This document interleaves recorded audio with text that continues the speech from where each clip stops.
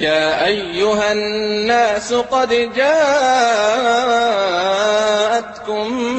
موعظة من ربكم وشفاء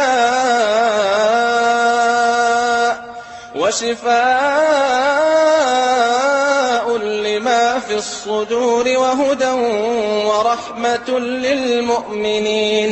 السلام عليكم ورحمة الله وبركاته. الحمد لله رب العالمين والصلاة والسلام على أشرف الأنبياء وإمام المرسلين نبينا محمد وعلى آله وأصحابه أجمعين أما بعد.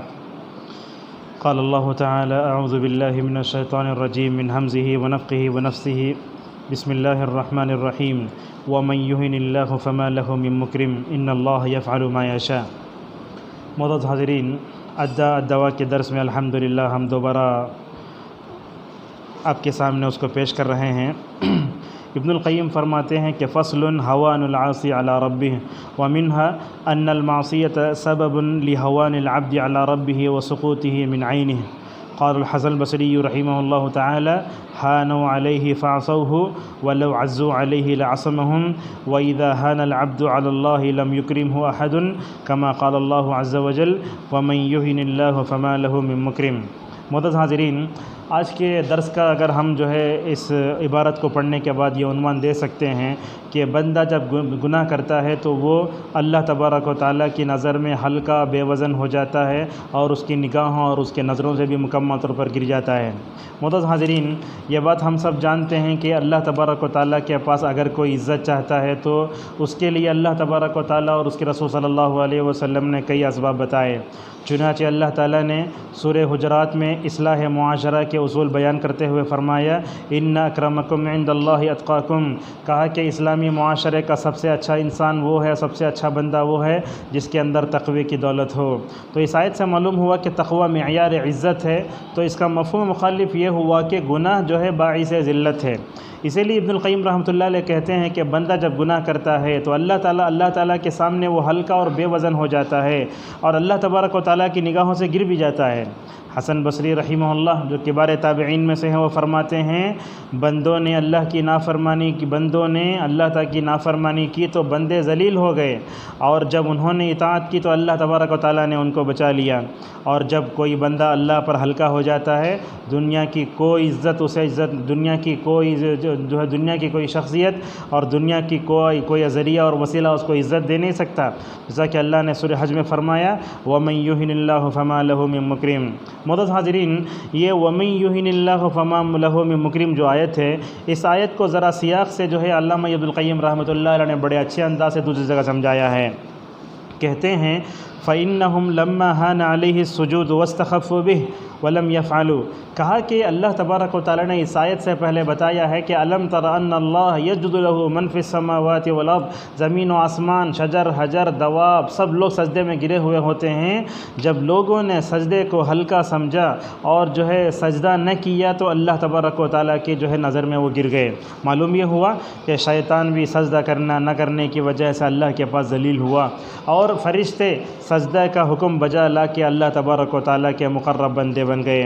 تو معزز حاضرین، معلوم یہ ہوا کہ سجدہ کرنے سے بندے کو جہاں ظاہر طور پر ذلت معلوم ہوتی ہے، وہیں اللہ تبارک و تعالیٰ اتنا ہی اسے بندے کو اپنے قریب کرتا ہے اور اپنا عزت دیتا ہے۔ چنانچہ فرمایا: اقرب ما یکون العبد من ربہ فہو ساجد، اور اسی طرح سورہ علق کے آخری میں کہا: واسجد واقترب۔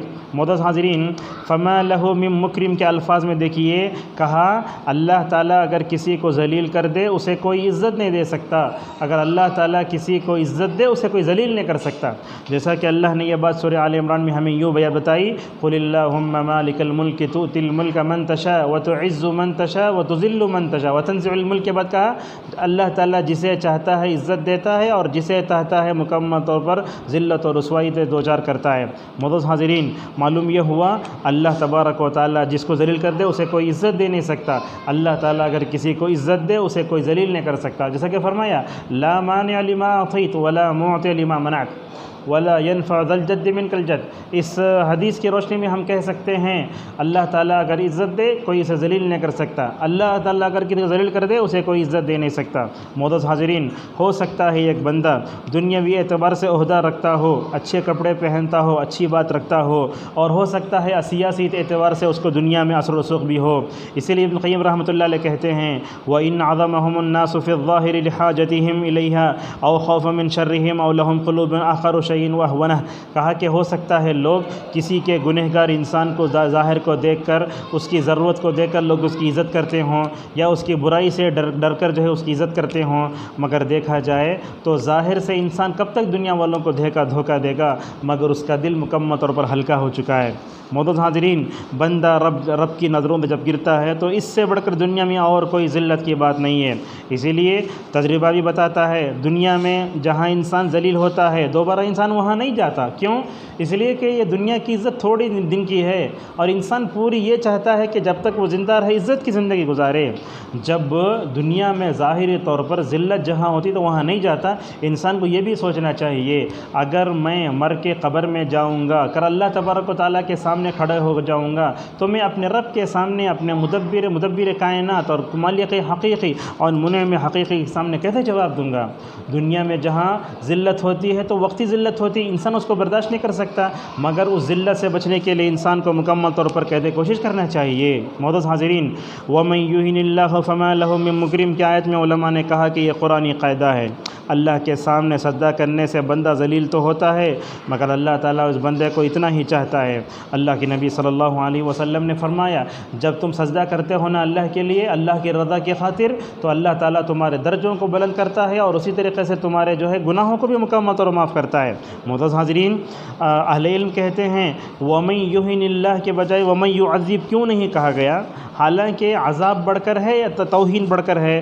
اہل علم کہتے ہیں کہ توہین بڑھ کر ہے۔ کیوں؟ اس لیے کہ توہین ایسی ہوتی ہے جو عذاب سے بھی بڑھ کر ہے۔ دنیا میں ایسے بھی ہو سکتا ہے کہ ایک شریف آدمی کو عذاب دیا جائے بغیر جو ہے توہین کے، تو لہذا معلوم ہوا کہ یہ توہین یہ عذاب سے بھی زائد چیز ہے، اسی لیے اللہ تبارک و تعالیٰ نے وَمَن يُهِن کہا۔ اور آیت پہ غور کیجئے، انسان ہو سکتا ہے کہ ایک جگہ ذلت پالے دوسری جگہ عزت پانے کا امید رکھے، اسی لیے اللہ نے کہا مِن مُكْرِم، نکرہ لا کر بتایا کسی بھی طرح عزت و مکمل طور پر پا نہیں سکتا۔ بہرحال اس درس کو ہم یہیں روکتے ہیں، بتانا یہ چاہتے ہیں کہ بندہ جب اللہ تبارک و تعالیٰ کی نافرمانی کرتا ہے تو اللہ کی نظر سے اس کی جو ہے نگاہوں سے گرتا ہے، اسی لیے اللہ نے فرمایا وَلَمَّا سُقِطَ فِي أَيْدِيهِمْ، یہ بنی اسرائیل کے بارے میں ہے کہ بنی اسرائیل بھی اللہ تبارک و تعالیٰ کی نظروں سے گرے اور ان کو ندامت ہوئی اپنے تمام یا اپنے کیے ہوئے فعل پر۔ تو لہذا اللہ تبارک و تعالیٰ سے ہماری دعا ہے کہ اللہ تعالیٰ ہمیں دنیا میں گناہوں کے جو برے اثرات ہیں اس کو محسوس کرنے اور اسی طریقے سے اللہ تبارک و تعالیٰ کی نظر سے جتنی چیزیں ہمیں گراتی ہیں ان تمام اسباب سے ہمیں بچنے کی توفیق عطا فرمائے۔ وآخر دعوانا ان الحمد للہ رب العالمین۔